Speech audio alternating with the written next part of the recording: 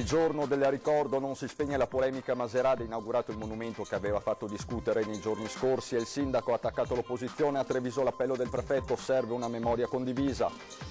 Ogni giorno, ogni momento rivedo la casa che ho dovuto lasciare con la mia famiglia, così l'esule istriano Pietro De Cleva ha raccontato la sua odissea a 2010. 2 esplosioni ravvicinate si sono registrate nel pomeriggio in zona industriale a Godega, forse causate da delle bombe carta, coinvolta un'auto parcheggiata, ma è mistero. Nel pomeriggio i funerali di Giuseppe Dare, storico ideatore dei Bibanesi, a rendergli omaggio i big della politica e delle imprese da tutto il Veneto. A Mogliano commercianti e amministrazione corrono ai ripari dopo le sventate rapine del fine settimana. Oggi il sindaco ha incontrato anche la commessa che ha incastrato uno dei rapinatori. A Treviso una 26enne crea una pagina Facebook per rintracciare il pirata della strada che venerdì notte ha centrato la sua auto e poi è fuggito. Durissima battaglia al Tagliercio, la De Longhi esce sconfitta nel derby contro la Reyer, il risultato finale è di 79-73 per i veneziani, campioni d'Italia. Bentrovati telespettatori di Antenna 3 Nord-Est per l'edizione trevigiana dei nostri telegiornali. In apertura le polemiche attorno alla giornata del ricordo per le foibe. Andiamo a Maserata, dove il sindaco ha attaccato le opposizioni dopo le polemiche infuocate dei giorni scorsi. Ci sono anche state nei confronti dell'artista autore del monumento pressioni affinché non portasse a compimento l'opera. Né più né meno di una denuncia pubblica, quella del sindaco di Maserata di fronte a scuole e associazioni d'Arma della Marca nel giorno della scopertura del monumento in ricordo delle foibe. Eccolo quindi bagnato da una debole pioggia e dalle lacrime di chi c'era come Maria Luisa Buccidin, esule che ha raccontato la sua storia ai giovani presenti. Il primo cittadino, citando il capo dello Stato, ha rivendicato la realizzazione del monumento e criticato l'opposizione che l'ha contestato parlando di una scelta divisiva. Questa nostra scelta non è stata condivisa da alcuni, alimentando una politica a dir poco pretestuosa ed inconcludente, con dichiarazioni rese alla stampa e da televisioni locali da parte anche di ex amministratori. Parole che l'opposizione presente in piazza non ha affatto gradito, tanto da rilanciare. Un discorso polemico che poteva anche essere omesso, secondo me. Comunque ha ribadito che questa è una scelta di questa giunta, ma ricordo che questa giunta ha depennato da una bozza di un ordine del giorno a favore della Segre 2 parole: antinazismo e resistenza. Evocata dal primo cittadino anche l'ex sindaca Floriana Casellato, già parlamentare del PD, che ribadisce la linea. Nessuno rinnega ciò che è accaduto, ma ricordiamoci che tutto è accaduto purtroppo perché c'è stato il nazifascismo. Le cose vanno ragionate storicamente. Detto questo, penso ancora che tutti i morti abbiano diritto al rispetto. Però bisogna capire in quale contesto storico sono accadute le tragedie. E sotto il monumento il dibattito è aperto. Da Fratelli d'Italia parte un invito. Che dovrebbero studiare la storia, quella che a noi non è stato possibile studiare, ma che almeno si documentassero sui fatti realmente accaduti. Non ancora in tutti i comuni esiste una lapide, esiste un monumento che celebri questo dramma. E questo, insieme ai 50 anni di silenzio da parte della Repubblica Italiana, è vergognoso. E a Treviso il giorno del ricordo è stata l'occasione per ribadire la necessità di una memoria condivisa con l'Olocausto. Leggevo nei giorni scorsi qualcuno che dice potremo convenire sui fatti ma non potrà mai esserci una memoria comune sulle foibe e sui campi di concentramento. Ragazzi, che dire, la nostra generazione non c'è riuscita, speriamo quindi nella vostra, perché eventualmente si possano veramente in queste giornate mettere al centro del nostro ricordo le vittime. Si arriverà mai ad avere un giorno unico per ricordare sia le vittime della Shoah che le vittime delle foibe? Ma io spero di sì, me lo auguro, perché insomma sono entrambi 2 momenti molto particolari e bisogna ricordarli. Un'unica data per le vittime dei lager e delle foibe. Riparte da Treviso questa proposta per rendere ancora più vivo il ricordo, ora che ad uno stanno scomparendo i protagonisti e con loro anche la memoria. Si può perdonare. Perdonare cosa vuole? Ormai contro chi ce la facciamo? Ormai sono morti quelli che sono stati diretti e responsabili. Ed è passato anche il tempo del perdono per il professor Tommaso Millevoi, che ha vissuto sulla propria pelle la pulizia etnica. A 91 anni continua ad incontrare i giovani per non cancellare la memoria. Ed è per questo che non è mancato all'appuntamento organizzato dalla provincia di Treviso. Storie che per molto tempo sono rimaste sepolte come i corpi degli infoibati. Gli inglesi americani, quando si scoprì che erano lì, gettarono sopra residuati bellici, in modo che non si potesse recuperare, perché quel momento era delicato dal punto di vista politico. E allora neanche recuperare i morti. E a Treviso città fa discutere la proposta di intitolare una via a Norma Cossetto. Intitolare una strada di Treviso a Norma Cossetto, simbolo del dramma delle foibe, è quanto contenuto in una mozione presentata al sindaco Conte dai capigruppo di maggioranza in Consiglio Comunale. Una richiesta che arriva nel giorno del ricordo e che ha acceso la discussione in città. Roberto Grigoletto, che siede tra le file dell'opposizione e che si troverà a votare quella mozione nella prossima seduta a Palazzo dei 300, non nasconde qualche perplessità sui motivi che ci sarebbero, a suo avviso, dietro la proposta. Ci sono state delle vittime delle foibe, che è giusto ricordare come si ricordano le vittime dell'Olocausto. Ciò detto, io non vorrei però, ma attendiamo che la mozione arrivi in Consiglio Comunale, non vorrei ci fosse da un lato una strumentalizzazione e anche un tentativo di ideologizzare anche queste pagine che sono di storia, non sono di politica di attualità. Tra i primi a dire no alla mozione l'esponente di Coalizione Civica per Treviso, Luigi Calesso.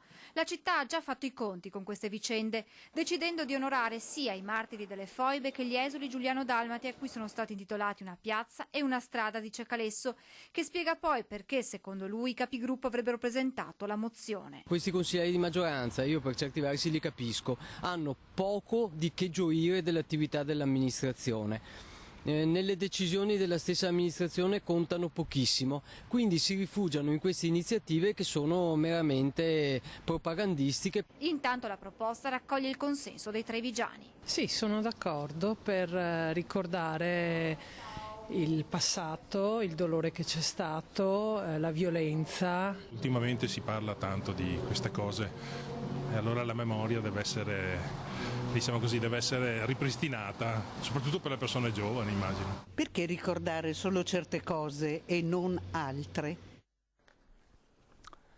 E andiamo a Vittorio Veneto, partigiani, titini e assassini. È questo lo striscione apparso a Vittorio Veneto in occasione del giorno del ricordo. La firma è quella di Casa Pound, accanto alla tartaruga frecciata, simbolo del movimento di estrema destra. Un'azione questa messa in atto non solo nel Trevigiano, a Vittorio Veneto quindi, ma anche in altre 100 città italiane. E nei giorni scorsi, a 20:10, l'esule istriano Pietro De Cleva ha raccontato l'esperienza della sua famiglia e non sono mancati momenti di commozione. Tutti i momenti della giornata io ricordo sempre quella casa. Se lo ricorda sempre? Sempre quella casa, solo quella casa lì. E quella vista? E quella vista, è logico quella vista.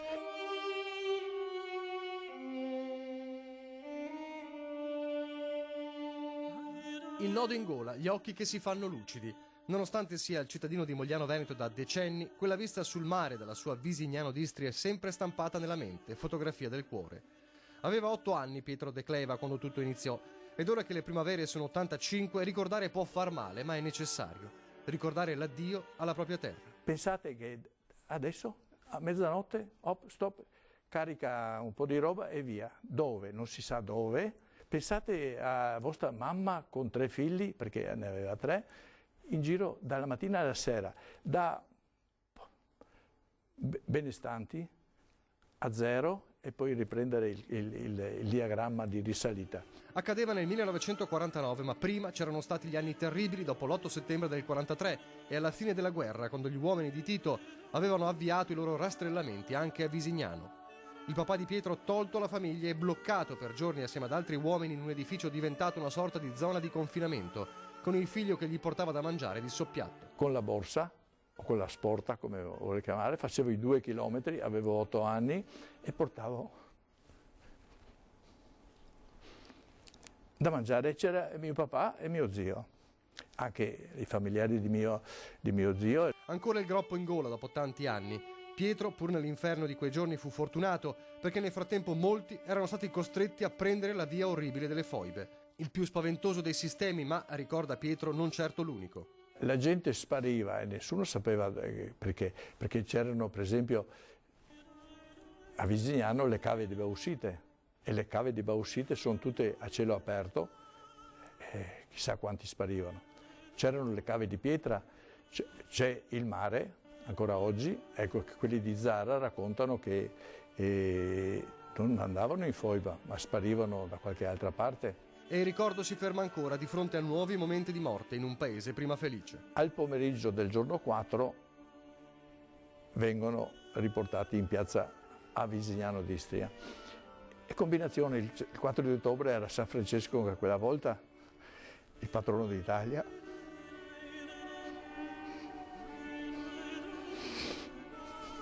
Poi l'addio alla sua terra, la rinascita di una famiglia trovatasi senza nulla e capace di costruire un futuro.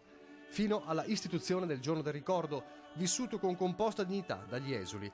La stessa dignità con la quale Pietro risponde, o meglio non risponde, alle polemiche che avvelenano un momento di coscienza così importante. Non voglio dare la soddisfazione del mio pensiero.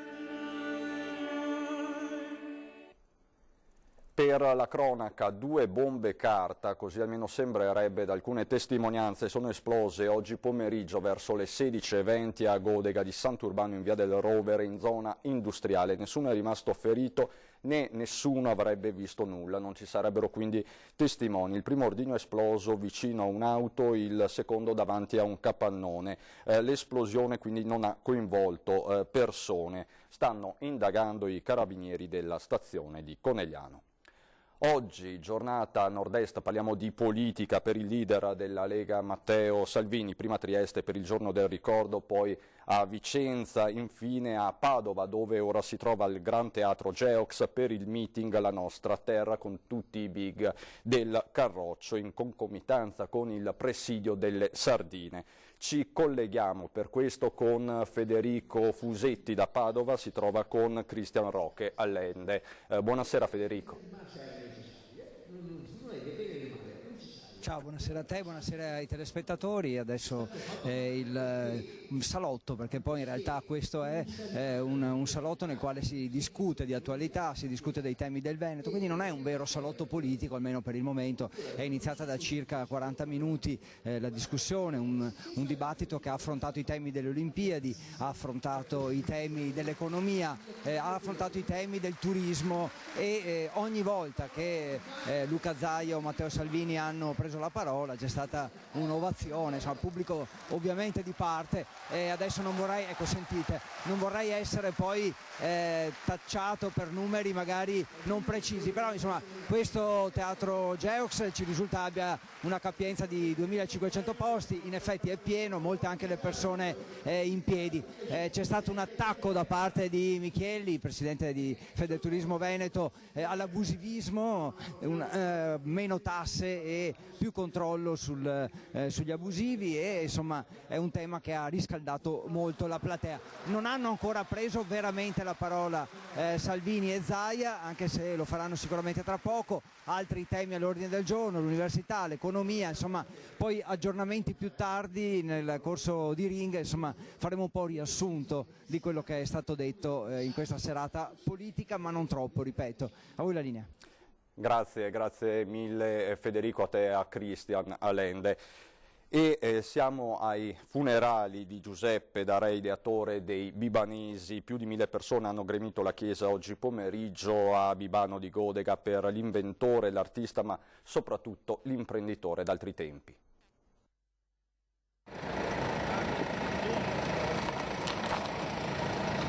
È arrivato puntuale alle sue esequie, come era solito fare in azienda. E nella sua chiesa di Bibano di Godega ha trovato oltre 1000 persone ad attenderlo per l'ultimo saluto. Così sono svolti in un lunedì di febbraio avvolto dalla nebbia i funerali di Giuseppe Darè, 76 anni, meglio conosciuto come l'inventore dei Bibanesi. Imprenditore conosciutissimo in tutto il mondo, da 4 anni stava lottando contro una malattia che non lascia scampo. E sabato sera si è spento nella sua casa di Bibano, attorniato dalla famiglia che oggi l'ha accompagnato nell'ultimo viaggio. Tra le personalità presenti Luciano Benetton, la presidente degli industriali di Treviso e Padova Maria Cristina Piovesana, l'avvocato ed ex parlamentare Maurizio Paniz, il presidente della latteria di Soligo Lorenzo Bruniera, ma anche volti della cultura come il giornalista Magdi Cristiano Allam e la psicologa Vera Slepoi, o dello sport come Gianfranco Zigoni o la pattinatrice Silvia Marangoni.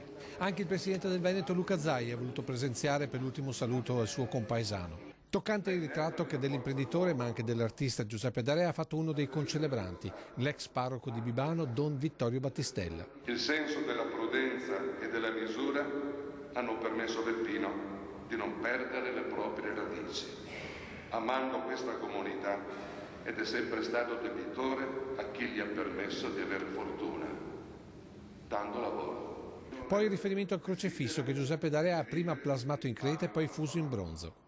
È una spiritualità d'artista che ha un senso di credente e di laico, ma una sana laicità fa bene a tutti. Ma forse il momento più toccante è giunto alla fine della celebrazione religiosa, quando una delle sue collaboratrici l'ha salutato così.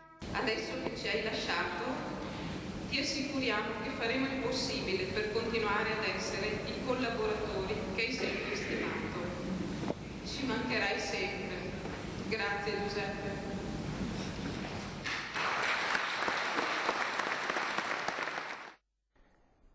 E c'è un aggiornamento in tempo reale per quanto concerne l'episodio delle esplosioni che si sono registrate a Godega di Sant'Urbano, perché è confermato. Si tratta di bombe carta, 2 bombe carta, quindi sono esplose verso le 16:20 in via del Rovere in zona industriale. L'auto coinvolta è quella di un'imprenditrice locale titolare di un'azienda di macchine da caffè.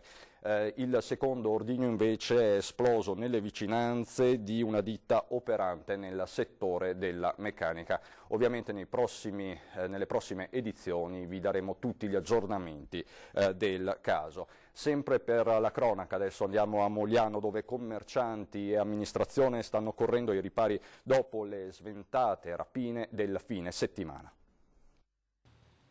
L'ultimo episodio in ordine di tempo sabato sera qui all'Eurospin di via Monte Ortigara, dove 2 banditi in fuga con 36 confezioni di grana padano sono stati bloccati da una guardia giurata, minacciata addirittura con un paio di forbici. Momenti concitati con i 2 entrambi marocchini che alla fine si sono incastrati da soli, scegliendo come via d'uscita la porta d'ingresso che è rimasta chiusa. Minuti che sono stati preziosi e che hanno permesso ai carabinieri di arrivare e di arrestarli. Un'altra sventata rapina dopo quella di venerdì poco distante in via Zara, nel negozio Air Beauty, dove uno dei 2 rapinatori è stato trattenuto dalla commessa e da alcuni commercianti della zona che oggi il sindaco ha voluto incontrare e ringraziare, ma contro l'escalation è pronta una task force. Ci incontreremo a breve con loro perché stiamo pensando tipo degli allarmi che scattano nel momento del bisogno, o anche stiamo pensando a un servizio di guardiania magari nei pomeriggi o nelle ore serali dove avvengono più spesso questi fenomeni. Intanto sono stati intensificati anche i controlli al mercato contro gli scippi. Durante il mercato ci sono pattuglie che girano anche in borghese proprio perché la situazione venga monitorata e il cittadino deve essere assolutamente tranquillo nel venire al mercato. In via Zara, nel frattempo, Federica, la commessa che sogna di fare la carabiniera, ha raccolto i complimenti di tanti clienti. Veramente anche molte persone questa mattina mi ha fatto piacere. E ora la storia di una giovane trevigiana che ha creato una pagina Facebook per rintracciare il pirata della strada che venerdì notte ha centrato la sua auto e poi è fuggito. Avere un incidente è già un trauma, ma quando poi chi lo provoca scappa senza nemmeno accertarsi se l'altro automobilista si sia fatto male, è davvero uno shock. È quello che è accaduto a Valentina Marzo. Venerdì notte la sua macchina, una Mito, è stata centrata da un Audi, ma quello che non si aspettava è che il conducente rallentasse per poi accelerare e tirare via dritto. Noi siamo riusciti a riconoscere il modello della macchina e intravedere comunque le 2 lettere della targa, ma è scappata subito dopo. Dall'impatto noi sono scappati gli airbag e abbiamo preso anche un bel po' di paura. Valentina porta un collare ed ha avuto una prognosi di 10 giorni. Incolumi invece gli amici che si trovavano a bordo con lei. L'incidente, ci racconta, è avvenuto in un attimo. Il tempo passato da quando abbiamo visto i fari all'impatto è stato brevissimo. cioè proprio a distanza di qualche secondo l'abbiamo visto allargare e ci ha presi. La giovane non si è arresa ed ha deciso di creare una pagina Facebook per rintracciare il pirata dopo aver presentato denuncia anche ai carabinieri. L'appello di Valentina. Per chiunque abbia visto qualcosa, anche magari la mattina dopo o durante questo weekend, di qualche macchina che magari è stata anche abbandonata lungo le strade e si è incidentata dal lato sinistro davanti, sicuramente. Dopo non sono sicura magari che abbia fatto altri danni nel percorso che ha seguito dopo.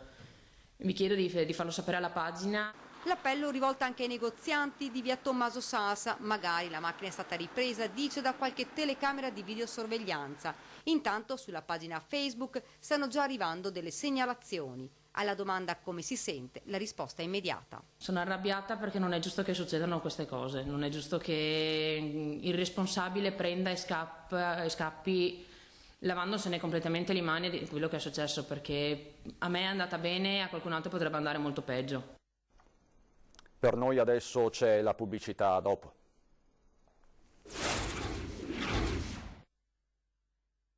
La vita. Di nuovo insieme per parlare di sport. Ottimo risultato per l'Umana Reyer nel derby con Treviso. Gli Orogranata portano a casa la vittoria. Venezia e Treviso, 79-73, un derby emozionante e tiratissimo in un Tagliercio carico di tifosi che ha visto la vittoria dell'Umana Reyer che riprende la marcia anche in campionato prima della sosta per le Final 8.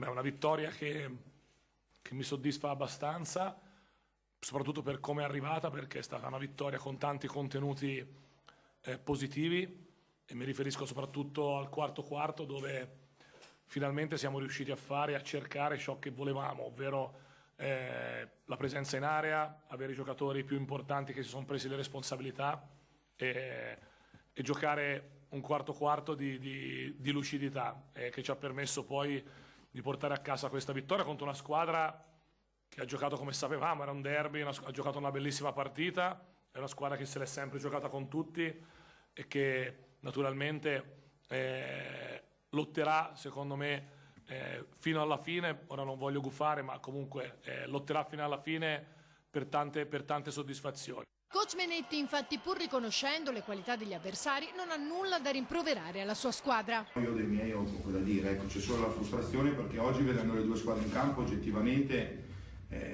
noi abbiamo espresso un'altra ottima partita e soprattutto è evidente che il fatto di essere in questa posizione di classifica, se uno guarda come esattamente si sono affrontate le due squadre, oggettivamente non rispecchia quello che poi facciamo in campo. Però noi in trasferta purtroppo facciamo fatica a chiudere un grande colpaccio con una grande, però insomma sono sereno, ecco, nel senso che i ragazzi hanno dato tutto e abbiamo cercato di fare tutto per vincere questa partita qui. Andiamo adesso a Belluno.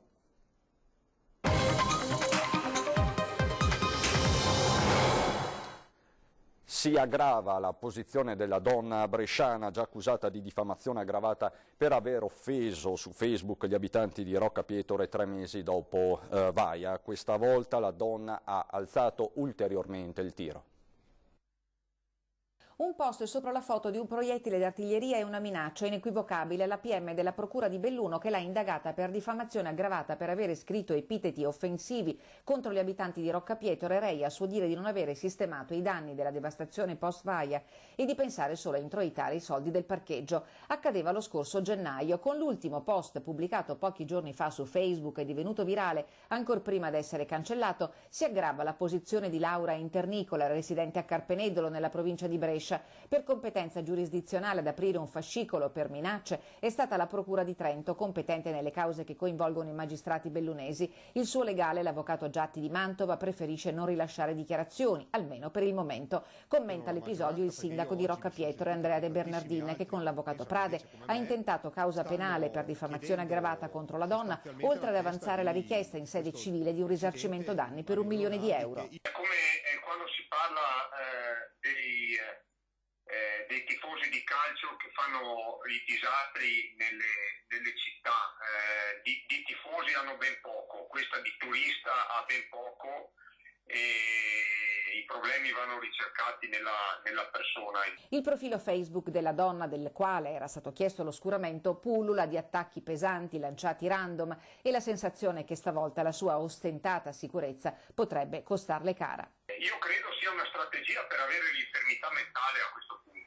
Lo scorso anno la procura bellunese dispose il sequestro dello smartphone e del PC dell'autrice del post, poi sottoposti a consulenza informatica. L'indagine è stata chiusa e sarebbe prossima ad approdare in tribunale, ma la vicenda pare complicata. Una controdenuncia è stata depositata dal legale della donna che dopo il post contro i residenti di Rocca Pietore sarebbe stata bersagliata da messaggi contenenti minacce di morte.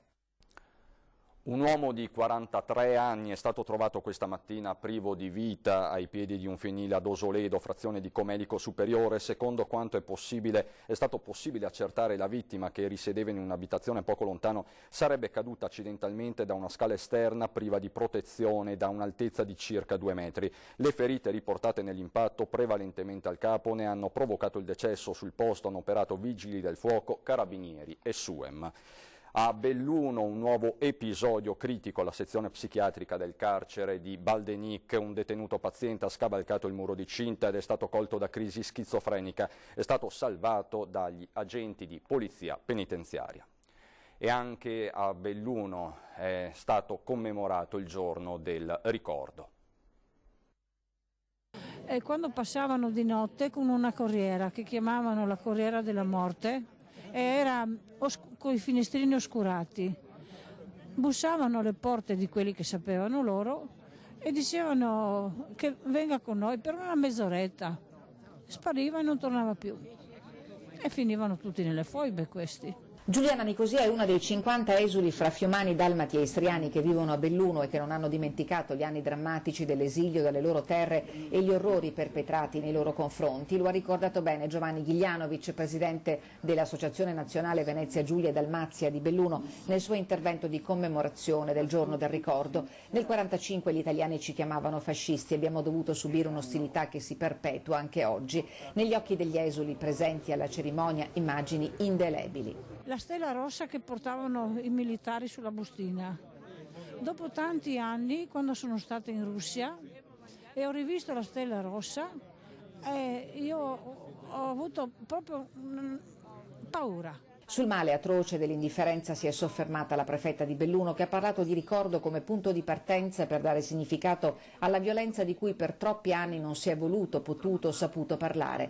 4 anni fa a Belluno quella storia ha voluto ricordare con un monumento ai martiri delle foibe installato nei giardini della stazione. Belluno è una città di confine, Belluno è una città che ha vissuto le 2 guerre mondiali proprio perché in quanto città di confine gli eserciti sono arrivati, passati, facendo tutti i danni che fanno tutti gli eserciti in guerra. Quindi capiamo benissimo quello che è successo. Proprio per questo Belluno, quando è stato chiesto, ha voluto esserci. Tanto lavoro resta ancora da fare, dice il parlamentare di Fratelli d'Italia Luca De Carlo, che da anni si batte affinché l'Italia revochi il riconoscimento del cavalierato di Gran Croce di cui oltre 50 anni fa fu insignito il maresciallo Tito. Schneider Scotton, segretario pensionati CISL Belluno Treviso, e Rudy Roffarè, segretario generale aggiunto CISL Belluno Treviso, saranno i protagonisti del Talk 20 e 10 questa sera. A seguire in prima serata Ring a partire dalle 21:15 con un collegamento in diretta da Padova con Salvini e Zaia, in studio Flavio Tosi, Andrea Zannoni del Partito Democratico, Marco Carrai del Veneto Che Vogliamo, Erika Baldin, Movimento 5 Stelle e Alberto Villanova della Lega. Adesso per noi ci sono le previsioni del tempo, buon proseguimento.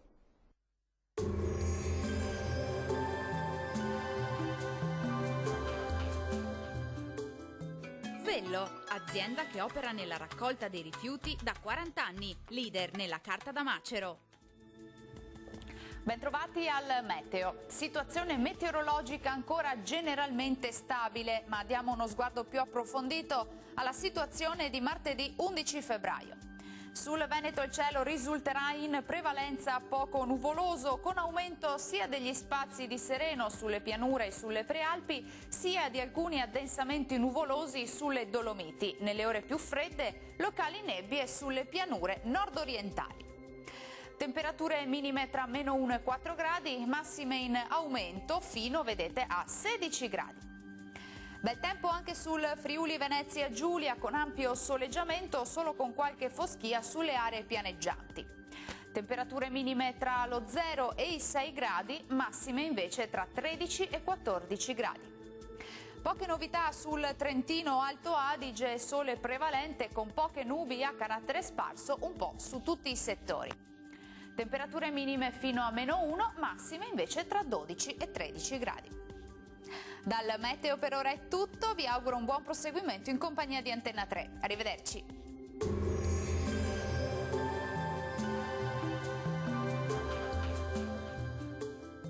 Vello, azienda che opera nella raccolta dei rifiuti da 40 anni, leader nella carta da macero.